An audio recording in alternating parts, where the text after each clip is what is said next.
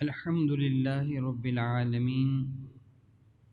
الصلاة والسلام على سيد الأنبياء والمرسلين وعلى آله وأصحابه أجمعين. أما بعد، أعوذ بالله من الشيطان الرجيم. بسم الله الرحمن الرحيم. لقد كان لكم في رسول الله أسوة حسنة. آمنت بالله صدق الله مولانا العظيم.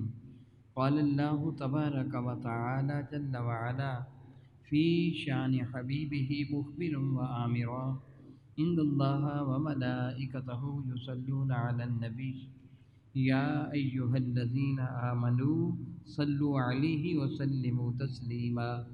اللهم صل وسلم وبارك على سيدنا ومولانا ونبينا محمد النبي الأمي الكريم وعلى آله وأصحابه أجمعين. الصلاة والسلام عليك يا سيدي يا رسول الله وعلى آلك وأصحابك يا سيدي يا حبيب الله.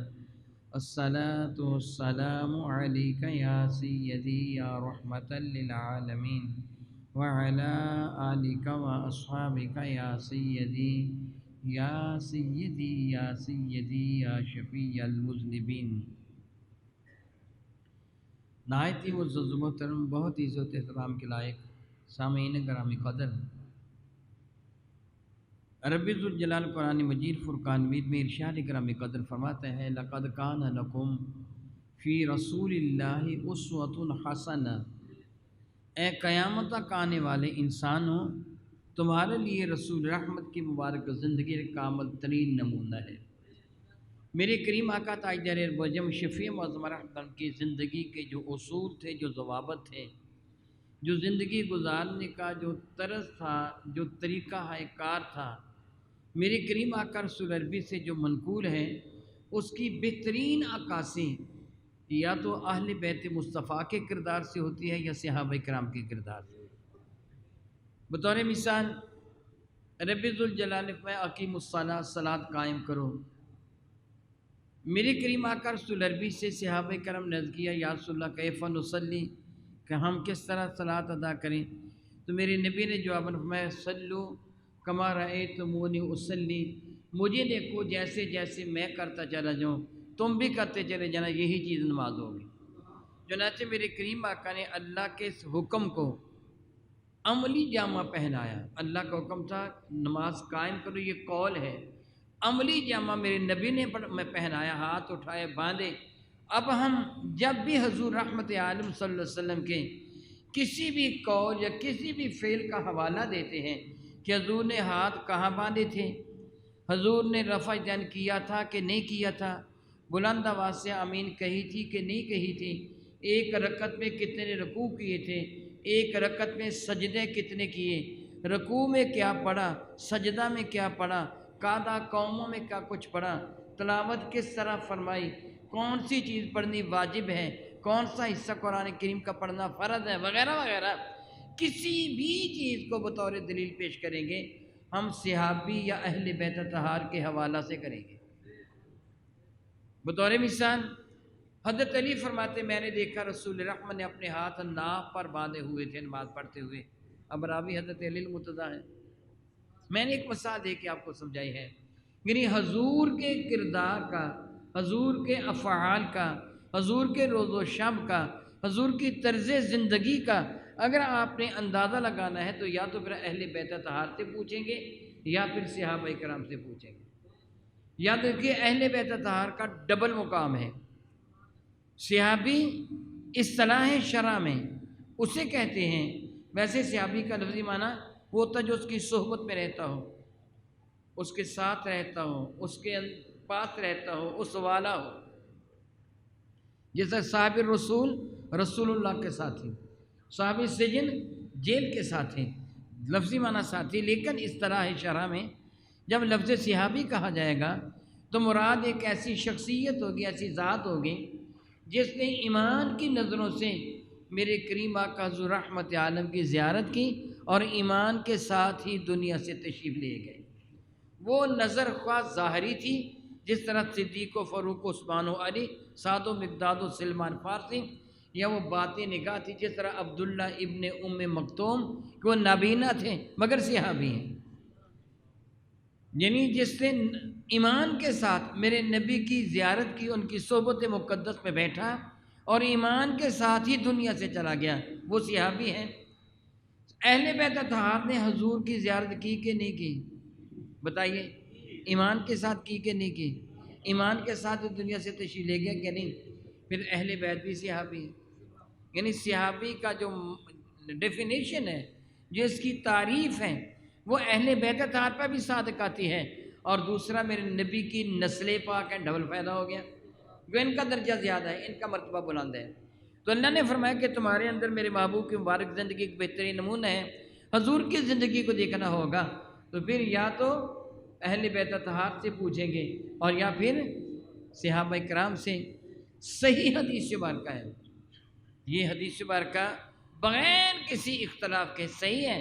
حضرت امام حسن مجتبی، امام حسین علیہ مقام، ایک شہزادہ سر سے لے کے ناف تک، دوسرا ناف سے لے کے پاؤں تک میرے نبی کے بالکل مشابہ تھے، بالکل مشابہ تھے، اور میرے نبی کا ارشاد گرامی قدر ہے، الحسین منی و انا من الحسین، حسین مجھ سے ہے، میں حسین سے ہوں۔ اب نبی کا کردار دیکھنا ہوگا تو ان کے حوالہ سے دیکھا جائے گا نا، میرے نبی نے یہ جملہ کب فرمایا تھا؟ الحسین منی و انا من الحسین، یہ جملہ کب فرمایا تھا؟ ایک نہیں متعدد روایات ہے، ایک روایت نہیں متعدد روایات، بلکہ یہ روایات ان لوگوں نے بھی نقل کی ہیں جو امام علی مقام کو معاذ اللہ باغی کہتے ہیں، جو یزید کو حق پر کہتے ہیں نا، میرے پاس ان کی کتابیں موجود ہیں، انہوں نے بھی یہ روایات نقل کی ہیں۔ یہ کہ حضور حالت سجدہ میں ہوتے تھے تو دونوں شہزادے، کبھی ایک شہزادہ پشت انور پہ چڑھ جاتا تھا، اور جب تک حضور سید کون و مکان ان کو اپنے پشت انور پر محسوس فرماتے سجدہ سے سر نہیں اٹھاتے تھے۔ اور یہ بھی لکھا ہے بعض اوقات ایسے ہوتا رسول رحمت سجدہ میں ہوتے تو شہزادے ایک دائیں ایک بائیں لیٹ جاتا اور اپنے بازو حضور کی گردن میں حمائل کر لیتے، جب تک آج خود وہ اپنے ہاتھ پیچھے نہیں کرتے میرے نبی سجدہ سے سر نہیں اٹھاتے تھے۔ چند ایک باتیں قابل اور ہیں، اگر یہ کہا جائے کہ شہزادہ کوئی بچہ کسی کی پشت پر بیٹھا ہو اور وہ سجدہ سے سر اس لیے نہیں اٹھا رہا، بچہ کتنا بڑا ہے؟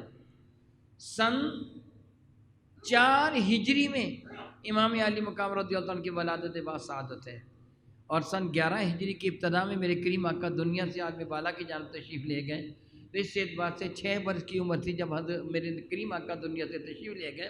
یہ 4-5 سال کے بچے ہیں نا دونوں شہزادے، اتنی دونوں میں 11 ماہ کا فرق ہے، 11 ماہ چھوٹے اور بڑے ہیں، چھوٹی چھوٹی 4-4 5-5 سال کی عمر ہے ان کی، میرے کریم آقا کے کندھوں پہ سوار ہو جاتے ہیں۔ ایک آدمی جب چشمے تصور میں ایسا منظر لاتا ہے وہ کہتا ہے دیکھو جی اگر ایسی حالت میں سجدہ سے سر اٹھاتے تو بچہ پشت انور سے نیچے گر جاتا، چوٹ کے لگ جانے کا اندیشہ ہوتا، اس لیے بے امر مجبوری میرے نبی سجدہ سے سر نہیں اٹھاتے تھے۔ وہ صاحبان یہ بتائیں جب وہ ساتھ لیٹ کر میرے نبی حالت سجدہ میں ہوتے ہیں، وہ امام علی مقام ایک طرف لیٹ جاتا، دوسرا دوسری طرف لیٹ جاتا، اور اپنے بازو امام علی مقام کے میرے کریم آقا رسول نبی کے گلے میں امام علی مقام اور امام حسن مجتبی حمائل کر لیتے، جب تک وہ آج خود ہاتھ پیچھے نہ کرتے حضور سجدہ سے سر نہیں اٹھاتے تھے۔ یہ کیا ہے؟ یہاں تو بچے کے گر جانے کا اندیشہ نہیں ہے، آسانی کے ساتھ گردن سے ہاتھ پیچھے کیا جا سکتا ہے، اور ساتھ ساتھ ناراض بھی ہوا جا سکتا ہے۔ کیا بولا میں نے کہا؟ ساتھ ساتھ ہیں۔ میں ایک چھوٹی سی مثال دے کے سمجھاؤں گا۔ بحمد اللہ تعالیٰ، اللہ تعالیٰ نے مجھے عزت دی ہے، اگرچہ ادھر مثال نہیں دی جا سکتی، کہاں خاک کا حقیر ذرہ، کہاں چمکتا ہوا سورج، مثال نہیں دی جا سکتی، لیکن میں آپ کو سمجھانے کے لیے کہہ رہا ہوں، میں ایک معمولی انسان ہوں، اگر دوران نماز میرا بیٹا، میرا پوتا، میرا نواسا مسجد میں آ جائے، میں نماز پڑھا رہا ہوں، اور آ کر وہ کبھی میری گود میں بیٹھے، کبھی میری پشت پر سوار ہو جائیں، میں تقریر کروں کبھی یہیں کھڑا ہو جائے کہیں وہاں کھڑا ہو جائیں، تو میں اپنے گھر والوں کو جا کے ڈانٹوں گا کہ نہیں؟ ڈانٹوں گا نا۔ تم بچے کو نہیں سنبھال سکتے؟ اتنے لوگ میرے پیچھے نماز پڑھنے والے ہوتے ہیں جو مجھے ڈسٹرب کرتے ہیں، میں نماز پڑھتا ہوں، کبھی میری پشت پر سوار ہو جاتے ہیں، کبھی گود میں بیٹھ جاتے ہیں، کبھی برابر لیٹ جاتے ہیں، کبھی آگے سے گزر جاتا ہے، کبھی ادھر جاتا ہے ادھر جاتا ہے، میری نماز خراب کر دی ہے تم نے۔ خبردار آئندہ بچے کو مسجد میں نہ آنے دینا، جب اذان ہو تو بچوں کو سنبھال لیا کرو۔ اللہ کی عزت کی قسم ایک روایت بھی ایسے نہیں ملی کہ حضور نے فاطمہ الزہرا کو منع کیا ہو کہ بچوں کو نہ بھیجنا، ایک روایت بھی نہیں ملی۔ ایک ہی روایت مل جائے نا کہ حضور نے کبھی فاطمہ الزہرا کو، بلکہ یہ روایت ملتی ہے اور صحیح حدیث مبارکہ ہے۔ دیکھیے میں آپ کے سامنے محو گفتگو کو باتیں کر رہا ہوں، سنجیدگی کا تقاضا ہے، میری عزت کا تقاضا ہے کہ میں آپ کے سامنے کوئی ایسی حرکت نہ کروں کہ آپ کی نظر میں میری عزت کو گرا دے۔ میں پیاسا ہونے کے بعد نہیں کہوں گا مجھے پانی پلاؤ، میں نہیں کہوں گا، اشارہ کر دو جدا بات ہے۔ میں نیچے اتر کے کھڑا نہیں ہو جاؤں گا، نہیں کروں گا۔ حسنین کریمین جمعے کا دن ہے، میرے نبی صحابہ کرام کے سامنے خطبہ ارشاد فرما رہے ہیں، اور آپ جانتے ہیں، اچھی طرح جانتے ہیں، خطبے کا سننا کیا ہے بنا، واجب ہے۔ اگر اس دوران کو بندہ گفتگو کرے گا اس کی نماز ہے نہیں ہوگی۔ البتہ خطیب کو تو اجازت ہے، وہ تو خطبہ دے رہا ہے، وہ تو نیکی کی دعوت دے گا، وہ تو باتیں کرے گا خطیب تو، لیکن باقی سامعین کو خاموشی کے ساتھ سننا واجب ہے۔ بلکہ کوئی آ کے سلام بھی نہیں کہے گا، کوئی آ کر سلام بھی نہیں کہے گا۔ اگر کوئی کہہ دے سلام تو جواب دینے کی ضرورت ہے، جواب نہیں دیا جائے گا اس کو۔ سلام کرنے والے کے سلام کا جواب ہے خاموشی کے ساتھ۔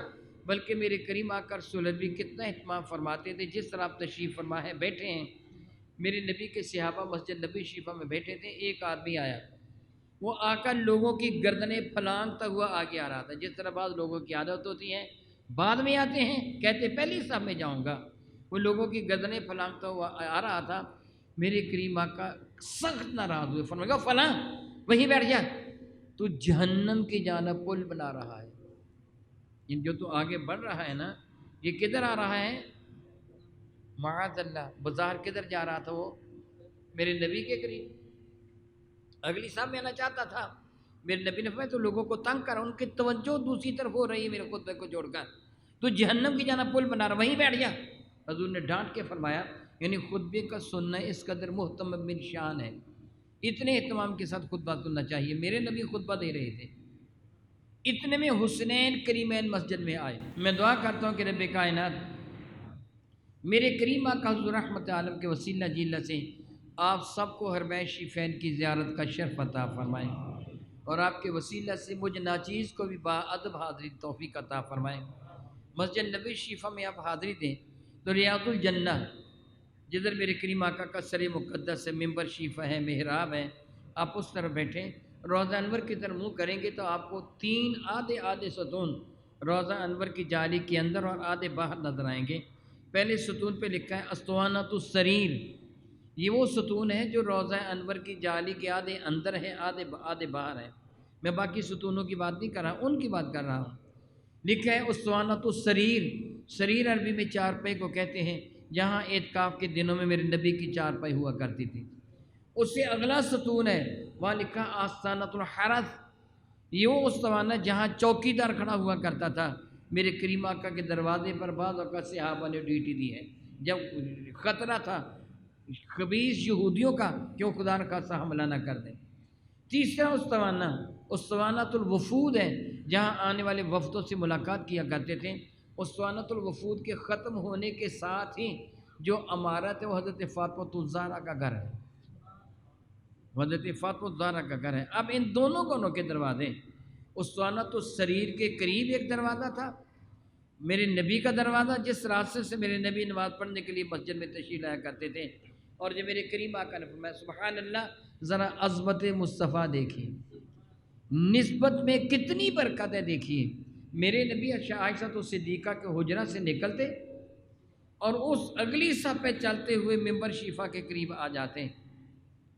میرے کریم آقا نے فرمایا ما بین بیتی و ممبری، روزانہ میرے آنے والی جگہ جہاں سے چل کے میں آتا ہوں اور چل کے جاتا ہوں، ما بین بیتی و ممبری، میرے گھر اور میرے ممبر کے درمیان روضۃ من ریاض الجنہ، یہ جنت کے باغوں میں سے ایک باغ ہے۔ گویا جہاں روزانہ میرے نبی کے قدم لگتے ہیں، اللہ تعالیٰ اس قطع ارض کو جنت قرار دے دیتا ہے۔ دوسرا دروازہ اسطوانۃ الوفود کے قریب تھا، یہ حضرت فاطمہ الزہرا کے گھر کا دروازہ تھا۔ یہ دو دروازے ہمیشہ کھلے رہے، ان کے سوا ایک اور کھڑکی تھی، خوخا ابو بکر صدیق جو مشرق کی جانب ہے۔ آپ باب السلام کے قریب دیکھیں گے تو باب ابو بکر صدیق لکھا ہوا ہے، اسی کی سیدھ میں خوخا ابو بکر صدیق یعنی کھڑکی تھی ابو بکر صدیق کے گھر کی، جس کا دروازہ جو مسجد کی جانب کھلتی تھی، باقی ساری کھڑکیاں اور دروازے میرے نبی نے بند کروا دیے تھے۔ یہ پہلے دو دروازے اول و ذکر میرے نبی کا دروازہ اور سیدنا علی مرزا کا دروازہ، فاطمہ الزہرا کا دروازہ، یہ ہمیشہ کھلے رہتے تھے اور ان کی خصوصیت تھی۔ آپ جانتے ہیں بعض وہ حالات آپ پہ وارد ہو جاتے ہیں، مجھ پہ وارد ہو جاتے ہیں، مسجد میں آنا حرام ہوتا ہے۔ میری بات آپ کی سمجھ آئی نا؟ بعض حالت ایسی ہوتی ہے مسجد میں آنا حرام ہوتا ہے، ہم کیا ہو جاتے ہیں؟ ناپاک۔ کیا ہو جاتے ہیں؟ ناپاک، نجس ہو جاتے ہیں، ناپاک ہو جاتے ہیں، مسجد میں نہیں آ سکتے۔ میرے نبی فرماتے تھے میں اور علی ہر حال میں مسجد میں آ جاتے ہیں، گویا ان کی جانب ناپاکی کی نسبت کرنا ہی حرام ہے۔ نہ میرے نبی ناپاک ہوتے ہیں نہ علی ناپاک ہوتے ہیں، یہ دو دروازے کھلے ہوتے ہیں۔ اب سمجھیے میرے نبی خطبہ جمعہ ارشاد فرما رہے تھے، بالکل قریب سامنے کا دروازہ کھولا، حسنین کریمین نے صاف ستھرے کپڑے پہنے ہوئے، ننھے ننھے بچے ہیں، سرخ رنگ کے چوگے، یہ بڑے لباس چوگے دو پہنے ہوئے دونوں نے، اور چلتے آ رہے ہیں، کپڑا لمبا تھا، پاؤں الجھ رہے ہیں کپڑے میں۔ میرے نبی صحابہ کو خطبہ دے رہے تھے، میں آپ سے مخاطب ہوں، آپ میری جانب متوجہ ہیں، میں کوئی بھی حرکت کرنے سے گریز کرتا ہوں۔ صحابہ متوجہ تھے، میرے نبی مخاطب تھے، لیکن حسنین کریمین کم گھر سے باہر نکلے نا، فاطمہ الزہرا کو باہر بھیج کے دروازہ بند کیا، وہ لڑکھڑا رہے تھے، میرے نبی نے خطبہ چھوڑ دیا، تقریر ہی بند کر دی، ممبر سے نیچے اترے، آگے بڑھے، دونوں شہزادوں کو اپنی گود میں لے کر دوبارہ ممبر پہ آ کے بیٹھے اور فرمانے لگے اللہ نے سچ فرمایا، لقد صدق اللہ، اللہ نے سچ فرمایا، انما اموالکم و اولادکم فتنہ، یہ مال اور اولاد تمہارے لیے ایک آزمائش ہے۔ یہ میرے دونوں بیٹے مسجد میں داخل ہوئے تو یہ لڑکھڑائے تھے، میں ڈر گیا کہیں گر نہ جائیں۔ اللہ اکبر اللہ اکبر اللہ اکبر اللہ اکبر۔ میں ننھا منھا بچہ آ رہا ہو، لمبا کرتا پہنا ہوا ہو، 3-4 سال کی عمر ہو، وہ گر جائے تو بہت زور سے گرے گا، بہت زور سے تو نہیں گرے گا نا، بیٹھ جائے گا یا گرے گا جلدی سے ہاتھ نیچے لگا، دوڑا تو نہیں آ رہا، اس کو کسی نے دھکا تو نہیں دیا، اب خود ہی آ رہا ہے نا، پاؤں الجھ جائیں، وہ معمولی سے گر جائے تو بعض اوقات روتا بھی نہیں ہے۔ اللہ اکبر اللہ اکبر اللہ اکبر۔ میرے نبی نے تو یہ بھی برداشت نہیں کیا کہ یہ چلتے چلتے گر جائے، میدان کربلا میں کیسے برداشت کر لیا ہوگا، کیسے برداشت کر لیا ہوگا۔ باہر میں کہہ رہا تھا میرے نبی ان سے پیار فرماتے تھے، جمعہ کے دن آ جاتے تھے، نمازوں کے وقت آ جاتے تھے، میرے نبی نے کبھی منع نہیں کیا، بلکہ ایک دن کا ذکر ہے، امام علی مقام یہ امام حسین امام حسن رضوان اللہ تعالیٰ علیہما، وہ دونوں کو دونوں اپنے گھر تھے، یہ رونے لگے رضی اللہ تعالیٰ عنہ، رونے لگے۔ میرے کریم آقا نماز کے بعد جلدی جلدی فاطمہ الزہرا کے پاس تشریف فرمانے کہ فاطمہ میرے بچوں کو رلایا نہ کرو، یہ روتے ہیں تو میرا جی بے چین ہو جاتا ہے، جو کہتے ہیں کر دیا کرو۔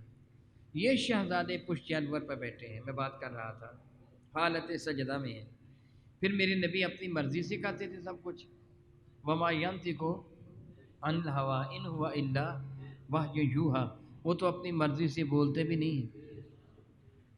پھر کیا معلوم ہوتا ہے کہ یہ رب کا حکم تھا، امام علی مقام میرے کریم آقا کے، یہ امام حسین امام حسن، بعض اوقات دونوں شہزادے، بعض اوقات ایک شہزادہ، پہلی مرتبہ، ایک مرتبہ ایسے نہیں کئی مرتبہ ہوا، پہلی مرتبہ جب شہزادہ صاحب میرے کریم آقا کے پشت انور پر سوار تھے، حضور کا سجدہ لمبا ہو گیا، بعض صحابہ کرام نے یہ خیال کیا شاید وہی نازل ہو رہی ہے، اتنا لمبا سجدہ ہوا، بعض نے یہ خیال کیا شاید معاذ اللہ تعالیٰ سماذ اللہ تعالیٰ، اللہ تعالیٰ نے حالت سجدہ میں اپنے نبی کو اپنے پاس بلا لیا ہے، ریلت فرما گئے ہیں۔ سجدہ لمبا ہو گیا، لمبا ہو گیا، لمبا ہو گیا، طویل سے طویل تر ہو گیا، حتیٰ کہ صحابہ کرام سجدہ میں پڑے پڑے تھک گئے، نہ تو کوئی لقمہ دے سکتا تھا، نہ کسی کی جرأت تھی سجدہ سے سر اٹھا کے کہیں یا رسول اللہ سجدہ لمبا ہو گیا، کیا جواب ہے؟ ایک صحابی کہتے ہیں میرے جی میں خیال آیا کہ میں بھلا دیکھوں تو صحیح خیریت ہے، میں نے تھوڑا سا سر اٹھا کے دیکھا تو کیا منظر دیکھا، میرے نبی سجدہ میں ہے، پشت انور پر حسین بیٹھے ہیں، میرے نبی سجدہ میں ہے، پشت انور پر حسین بیٹھے ہیں، جب تک از خود امام حسین پشت انور سے اترے نہیں میرے نبی نے سجدہ سے سر اٹھایا نہیں، سجدہ سے سر اٹھا لیا۔ اب سامعین حاضرین بیٹھے تھے، میرے نبی ان کے سامنے وضاحت فرمانا چاہتے تھے، ایسے ہی اس چیز کو درگزر نہیں فرمانا چاہتے تھے، فرمانے لگے میرے کندھوں پر حسین بیٹھ گیا تھا میری پشت انور پر، اور شاید اس لیے بیٹھ گئے تھے، صحیح روایت میں عرض کر رہا ہوں، اگر میں اپنی بات کرتا نا تو میں کہتا کہ میں اپنے گھر میں گھوڑا بنا ہوا تھا اور بچے میرے اوپر سوار تھے، دونوں گھٹنے اور ہاتھ زمین پہ لگا رکھے تھے، میرے بچے مجھ پر سوار تھے، اگر میں اپنی بات کرتا تو یوں کہتا میرے نبی اس طرح حسنین کریمین کو حضرت آمنہ حضرت فاطمہ کے آنگن میں سیر کروایا کرتے تھے اپنی پشت پر سوار کر کے۔ بہرحال ان کی عادت تھی پشت پر سوار ہو جانے کی، یہاں سوار ہو گئے، میرے نبی نے صحابہ سے فرمایا حسین میری پشت انور پہ آ کے سوار ہو گیا تھا، میرے رب نے مجھے حکم دیا جب تک از خود نہ اٹھے سجدہ سے سر نہیں اٹھاؤ گے، گویا یہ میری اپنی مرضی نہیں تھی، یہ میری اپنی مرضی نہیں تھی۔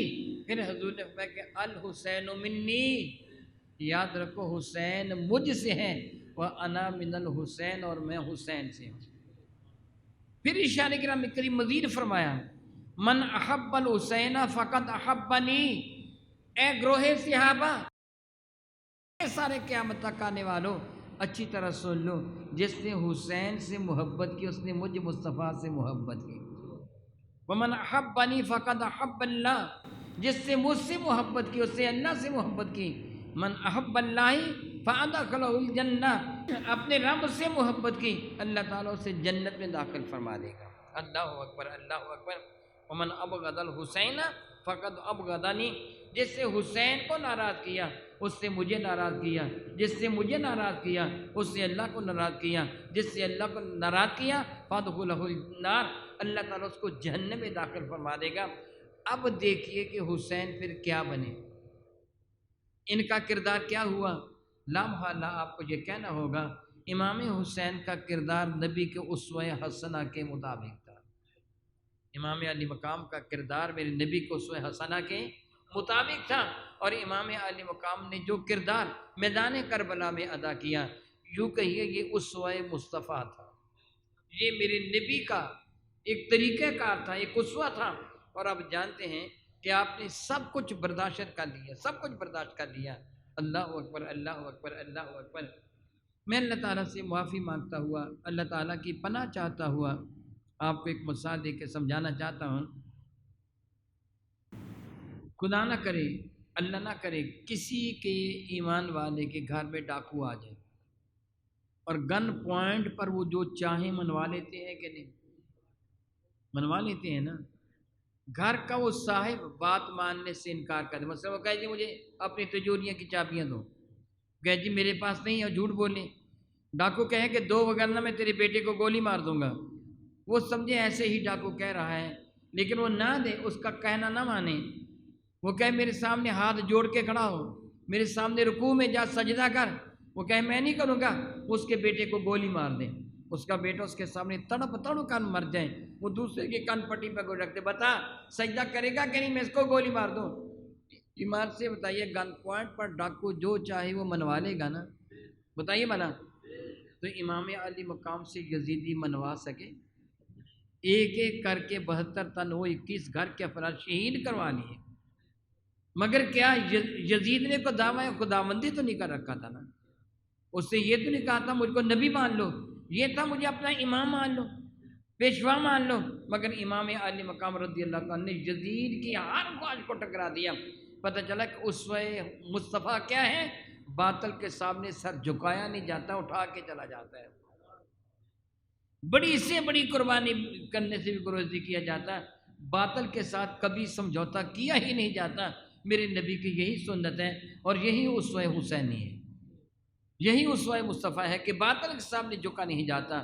تو میں کہہ رہا تھا کہ یزید کے ہم نوا، پھر ذرا سوچے، میرے نبی فرماتے ہیں کہ الحسین منی وانا من الحسین، یزیدی ٹولے نے میدان کربلا میں کس کے ساتھ ایسا سلوک کیا ہے؟ جب میرے نبی فرماتے ہیں میں حسین سے، حسین مجھ سے ہیں۔ اور پھر سید ام سلمہ کے حدیث بارکہ جو قبل ازیں آپ سن بھی چکے پچھلے جمعۃ المبارک کو، جو فرماتی ہیں کہ جمعہ کے دن دوپہر کا وقت تھا، میں نے خواب میں کیا دیکھا، رسول رحمت تشریف لائے ہیں اور آپ کے ہاتھ میں ایک شیشی ہے اور اس پہ خون ہے، یہ مشکات شریف کے اندر یہ حدیث بارکہ موجود ہے، اس پہ خون ہے۔ اور فرماتی میں نے پوچھا یا رسول اللہ آپ کہاں سے آ رہے ہیں؟ تو رسول رحمت نے فرمایا کربلا سے آ رہا ہوں، میرے نواسے کو شہید کر دیا گیا ہے۔ وہ خود میرے نبی بھی کربلا میں موجود تھے، میرے نبی بھی ملاحظہ فرما رہے تھے۔ تو پھر میرے آقا راضی ہوئے ہوں گے یا ناراض؟ جو اپنے نواسے کو گرتا دیکھنا برداشت نہیں کرتا، کیا وہ ان کی شہادت پھر ایک جنگ کا ذکر ہے؟ سیرت کی اکثر کتابوں میں یہ بڑی تفصیل کے ساتھ درج ہے، حدیث بارکہ میں بھی ہے، ایک شخص بڑے زور و شور سے جنگ کر رہا تھا، کتاب الجہاد میں یہ حدیث بارکہ پائی جاتی ہیں۔ میرے نبی اس کی طرف دیکھ کے مسکرانے لگے، اس کے جنگ کا انداز ایسا تھا، تیر تلوار لگ رہے تھے مگر وہ بے پرواہ ہو کے جنگ کیے جا رہے تھے۔ صحابہ کرام نے بھی منظر دیکھا کہ رسول رحمت دیکھ رہے ہیں، مسکرا رہے ہیں۔ تھوڑی دیر کے بعد ایک ایسا نیزہ ان کے سینے پر نور پہ لگا، وہ گھوڑے سے نیچے زمین پر گرے، میرے نبی نے چہرہ دوسری طرف کر لیا۔ صحابہ کرام کو یہ عمل بڑا شاق گزرا کہ حضور ناراض ہو گئے شاید اس شخص سے۔ ہر بندے کی تمنا کہ جب میری موت ہے تو حضور کا چہرہ میری نگاہوں کے سامنے ہو، ان کی موت آئی تو چہرہ ہی حضور نے پھیر لیا۔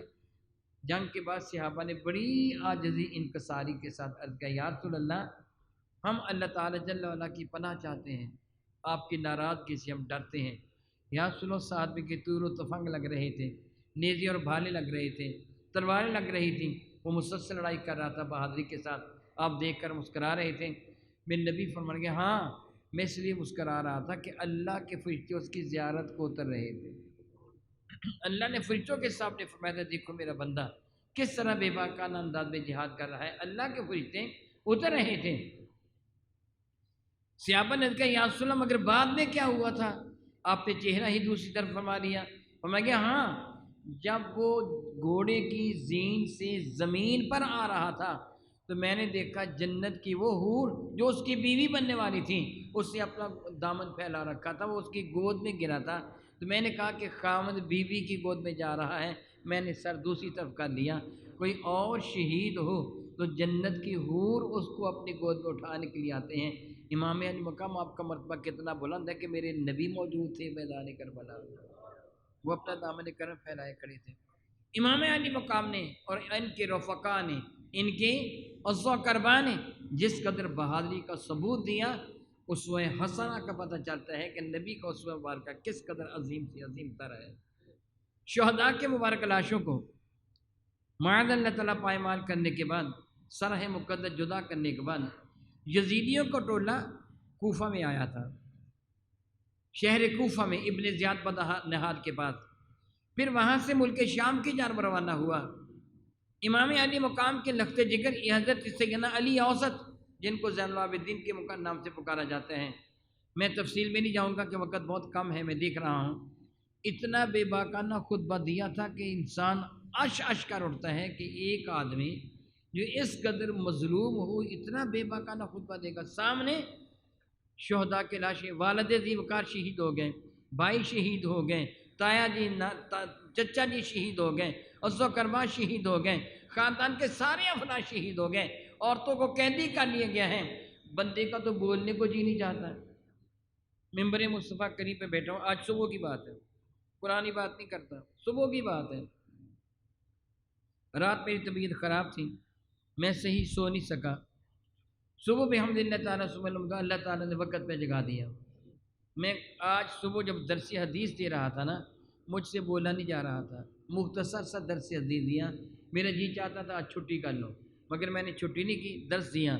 معمولی پریشانی تھی، مجھ سے بولا نہیں جاتا تھا، امام علیہ مقام تیرے قدموں پر لوگوں کی بہادریوں کو قربان۔ اتنی جرت کے ساتھ خطبہ دیا۔ پھر دربار یزید میں گئے، دربار یزید میں جا کر فرمانے لگے، جب یزید کے ساتھ گفتگو ہوئی، یزید کو بھی اس چیز کا احساس تھا، یزید کے ماننے والے اس کو بری ذمہ قرار دیتے ہیں، یزید کو بھی اس چیز کا احساس تھا کہ جو کچھ ہوا یہ ظلم ہوا اور زیادتی ہوئی ہے۔ بلکہ جلال العیون میں یہ لکھا ہے، میرے پاس کتاب ہے دوسرے مسلک کی جلال العیون، اس میں لکھا کہ 3 دن تک یزید کے گھر میں ماتم ہوتا رہا، یزید کی بیویوں نے کالے کپڑے پہن لیے اور 3 دن تک شہداء کربلا پر یزید کے گھر میں ماتم ہوتا رہا۔ یزید کو بھی احساس تھا کہ میں نے جو کچھ کیا، ابن زیاد نے جو کیا وہ ظلم کیا، زیادتی کی ہے۔ طویل واقعات ہیں، آخری بات کر رہا ہوں کہ یزید نے امام زین العابدین سے کہا تھا کہ اب جو کچھ ہو چکا سو ہو چکا، اب آپ کا کوئی بھی مطالبہ ہو تو آپ بغیر ہچکچاہٹ کے مطالبہ پیش فرما دیجیے۔ آپ نے فرمایا ہاں میرے چند مطالبات ہیں۔ اس سے پوچھا تھا کون کون سے؟ فرمایا کہ پہلا تو یہ ہے، آج ہے جمعہ، ملک شام کی مسجد میں، دمشق کی مسجد میں آج خطبہ میں دوں گا، تقریر میں کروں گا۔ یزید نے پوچھا دوسرا؟ فرمانے کہ بلکہ پہلا یہ ہے کہ میرے باپ کا قاتل میری سپرد کر دے، میں خود اسے قتل کروں گا، اور دوسرا آج جمعے کو خطبہ میں دوں گا۔ تیسرا میرے خاندان کے جو افراد میدان کربلا سے زندہ بچ کے تشریف فرما ہیں، ان سب کو مدینہ طیبہ حفاظت کے ساتھ روانہ کر دے میرے ساتھ۔ چوتھا شہداء کے سر مجھے دے دے، میں جہاں چاہوں، کربلا میں چاہوں یا بقیع شریف میں چاہوں جا کے دفن کر دوں۔ یہ 4 مطالبات کیے تھے۔ یزید نے کہا ٹھیک ہے تمہارے چاروں مطالبات سنے جاتے ہیں۔ پہلا مطالبہ کیا؟ اظہار، قتل کرنے والا کون ہے وہ میرے حوالے کر دیں، میں اسے خود قتل کروں گا، اپنے باپ کے قاتل کو۔ یزید نے اعلان کیا پورے مجمع، من قتل حسین، حسین کو کس سے قتل کیا؟ کہا گیا سنان بن انس، وہ سنان بن انس، وہ سنان بن انس ہے۔ اسے کہا قوم کھڑا ہو جا، سنان بن انس انتا قتل حسین ہے، تو نے قتل کیا حسین کو؟ کہنے لگا لا واللہ لا، لعنت اللہ علی قاتل حسین، نہیں اللہ تعالیٰ حسین کے قاتل پر لعنت کریں، میں نے نہیں قتل کیا۔ اس نے کہا کس سے قتل کیا؟ خولی نے، خولی کو کھڑا کر لیا گیا، اس سے بھی یہی جواب دیا، اس پہ لعنت ہو جس سے اس کو قتل کیا، میں نے قتل نہیں کیا۔ پھر کس سے قتل کیا؟ بشیر بن مالک نے، جس کا فیصلہ پہلے ہو چکا تھا، پھر وہ بھی نہ رہا، تم بتاؤ اس کے ساتھ کون تھا؟ کہا گیا کہ اصل قاتل شمر ہے، اس سے ان کا سر جدا کیا تھا۔ شمر کو یزید نے کھڑا کیا، شمر تو نے قتل کیا حسین کو؟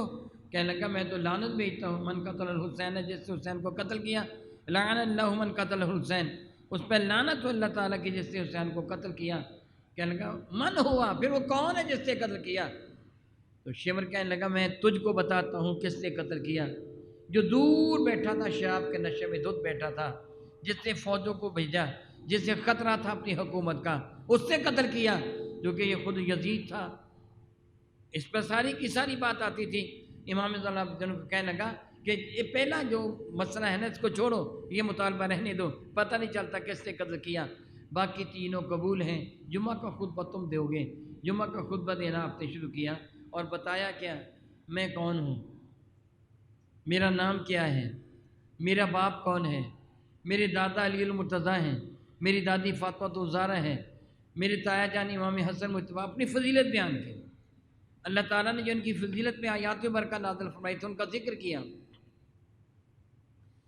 آپ نے جب یہ تلاوت فرمایا تھا قُلْ لَا أَسْأَلُكُمْ عَلَيْهِ أَجْرًا إِلَّا الْمَوَدَّةَ بِالْقُرْبَىٰ، کہ حضور کا ارشاد گرامی قدر ہے، اللہ تعالیٰ فرماتے ہیں ان کو کہہ دو میں تم کو تبلیغی رسالت جو فرما رہا ہوں، تم کو جو اللہ تعالیٰ کی دعوت دے رہا ہوں، اس پر کوئی اجر نہیں مانگتا مگر یہ کہ میرے قریبیوں سے محبت کریں۔ ایک شامی اٹھ کے کھڑا ہو گیا، کہنے لگا اے حسین، نہ اے علی، آپ کا نام علی تھا، علی اوت، اے علی کیا یہ عید تمہارے لیے نازل ہوئی ہے؟ فرمانے کہ میرے لیے نہیں تو اور پھر کس کے لیے نازل ہوئی ہے؟ میں اللہ کی قسم اٹھا کے تو یہ ہم اہل بیت مصطفیٰ کے لیے نازل ہوئی۔ قُلْ لَا أَسْأَلُكُمْ عَلَيْهِ أَجْرًا۔ جب آپ خطبہ دے رہے تھے تو سارے کے سارے لوگوں کا مزاج بگڑ گیا، وہ غصہ میں آ گیا، کچھ زاروں قطار ہو رہے تھے۔ یزید نے دیکھا کہ اس کی تو فصاحت و بلاغت نے کایا پلٹ کے رکھ دی ہے۔ اس سے مؤذن کو اشارہ کیا اذان دے، مؤذن کھڑا ہو کر اذان دینے لگا۔ ابھی مؤذن نے اللہ اکبر اشہد ان لا الہ کے بعد اشہد ان محمد رسول اللہ کہا تھا تو آپ نے اپنی چادر اس کی جانب پھینکی، اس کو خاموش ہو جائے۔ پھر سیدنا امام علی مقام نے یزید کی جانب مخاطب ہو کے فرمایا یزید بتا محمد تیرے جد امجد کا نام ہے کہ میرے جد امجد کا نام ہے؟ محمد تیرے نانا ہے کہ میرے نانا ہے؟ اگر ان کا اعلان مسجد میں کھڑا ہو کر کیے بغیر نماز درست نہیں ہوتی، اذان میں ان کا نام ہے، تیرے باپ دادا کا نام نہیں ہے، تو پھر بتا تو نے ان کے کنبے کو شہید کیوں کروایا؟ مسجد میں آہو بکا شروع ہو گئی۔ یزید نے اشارہ کیا، مؤذن نے اذان مکمل کی جماعت کروائی۔ پھر یزید نے حسب وعدہ ایک فوج کے دستہ کے ساتھ امام زین العابدین کو واپس مدینہ طیبہ بھیج دیا تھا اور سرحۂ مقدس ان کو پیش کر دیے تھے۔ چونکہ میں یہ جملہ کہہ چکا ہوں کہ میں آخری بات کروں گا، وگرنہ میں آپ کو اگلا حصہ کر دیتا کہ سرحۂ مقدس کے ساتھ پھر لاشاہ مبارکہ کے ساتھ کیا سلوک کیا گیا۔ میں بحمد اللہ تعالیٰ کئی مرتبہ میں کوفہ بھی جا چکا ہوں، کربلا بھی جا چکا ہوں، ان مزارات مقدسہ پہ جا چکا ہوں۔ صرف اتنی سی بات کروں گا، چند ایک مزارات کے سوا باقی مزاروں کا پتہ نہیں ہے کہ کس کا مزار ہے کس کا نہیں ہے، لیکن لکھا ہے فلاں کا فلاں کا فلاں کا فلاں کا۔ گنج شہیدہ ایک کمرہ ہے جس پہ بہت سارے شہداء کے لاشیں مبارک تھے۔ امام علی مقام جب کوئی بھی شہید ہوتا تھا تو اس کی لاش کو اٹھا لاتے تھے، خیمے کے سامنے رکھ دیتے تھے، زمین میں دفن نہیں کرتے تھے، نہ اتنا ٹائم تھا، نہ وقت تھا، نہ ہمت تھی۔ وہ لاتے لاشیں مبارک خیموں کے سامنے رکھتے چلے جاتے ہیں۔ اپنے سارے خاندان کے لاشیں ایک جگہ آپ نے جمع کر لیے تھے۔ آخر میں جب امام علی مقام کی شہادت ہوئی، بدبختوں نے ان سارے لاشوں کے سارے مبارک کاٹ لیے، ان کے جسم سے کپڑے بھی اتار لیے۔ پھر خبیث عمر بن سعد نے حکم دیا تھا کہ کون ہے جن کے لاشوں پر گھوڑے دوڑائے گا تاکہ لاشیں کچلے جائیں۔ 10 افراد خبیث اٹھے تھے، انہوں نے گھوڑے دوڑائے تھے اور یہ لاشیں پوری طرح کچلے گئے تھے۔ اب چشم تصور میں منظر لائیے، لاش کے ساتھ سر بھی نہ ہو، اس کے جسم پر لباس بھی نہ ہو تو پہچانا جا سکتا ہے یہ کس کا لاشا ہے؟ اس لیے یہ کہنا کہ فلاں کا مزار ہے، فلاں کا مزار ہے، فلاں کا مزار ہے، یقینی نہیں ہے، لیکن ہیں وہی جو شہداء کے لاشیں ہیں۔ میں نے اپنے ساتھی کو یہ کہا تھا کہ اجتماعی طور پر دعا مانگیں، یہ تو ممکن ہے۔ امام علی مقام کا لاشا وہ تو چونکہ میدان جنگ میں تھے، یہ تو پتہ چل جائے گا یہاں ان کا لاشا تھا جو دفن کیا گیا، باقی لاشیں تو اکٹھے تھے، وہاں اکٹھے دفن کیے گئے۔ کوئی لاشا دائیں بائیں جو شہداء کربلا کے تھے وہ تھے، وگرنہ سارے ایک جگہ تھے۔ محترمی دیکھیے، میرے نبی کا اسوہ مبارکہ امام حسین کے کردار سے عیا ہے، اور آپ کا کردار کیا ہے اس کا ہلکا سا خاکہ میں نے آپ کے سامنے پیش کیا۔ میں دعا کرتا ہوں کہ رب کائنات تیرے نبی کا وعدہ ہے، المرء مع من احبہ، بندہ قیامت کے دن اس کے ساتھ اٹھے گا جس کے ساتھ وہ محبت کرتے ہیں۔ میں آپ سے ایک سوال کروں گا، اس کے بعد میری گفتگو مکمل۔ بتائیے، آپ اہل بیت اطہار سے محبت کرتے ہیں؟ ٹھیک ہے، ہاتھ نیچے کر لیجیے، بے شک صرف جواب دے دیجیے، میں ہاتھ بلند نہیں کروانا چاہتا۔ بتائیے، آپ میرے نبی کے صحابہ سے محبت کرتے ہیں؟ پھر میں دعا کرتا ہوں اللہ تعالیٰ جن سے ہم محبت کرتے ہیں قیامت کے دن ہمارا حشر ان کے ساتھ فرمانا۔ اور کچھ وہ لوگ ہیں جو یزید سے محبت کرتے ہیں، یزید کے کردار سے محبت کرتے ہیں۔ اے اللہ تعالیٰ جو جس سے محبت کرتے ہیں تو اس کو اسی کے ساتھ اٹھا، ہمیں اپنے نبی کے اہل بیت، اپنے نبی کے صحابہ کے ساتھ اٹھانا۔ آمین ثم آمین، وآخر دعوانا ان الحمد للہ رب العالمین۔